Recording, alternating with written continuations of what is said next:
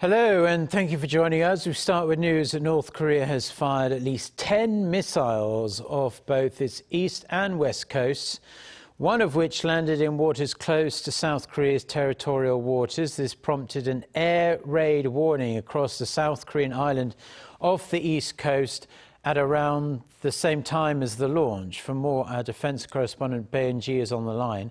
Eun-ji, a lot of information is still coming in, but what's the latest?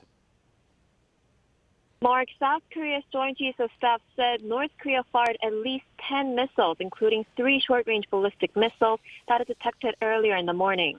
One of the ballistic missiles landed south of the northern limit line, the de facto maritime border between the two Koreas.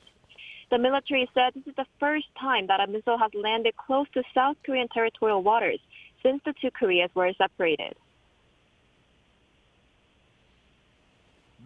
This is very unusual and unacceptable.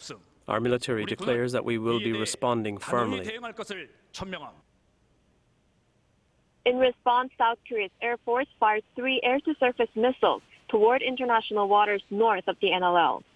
The missile launches triggered an air raid warning across the eastern South Korean island of Ulleungdo at 8:55 a.m.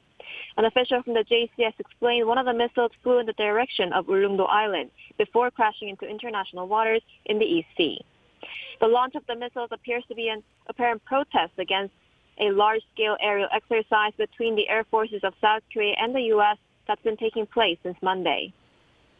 Now, Eun-ji, this is clearly very serious and a step up in terms of levels of provocation from North Korea. What are we hearing from South Korea's presidential office?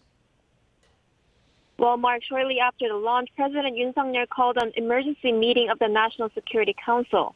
Yoon criticized the North's latest action, calling it a de facto violation of the South's territory, and said the regime will need to pay the price for its provocations.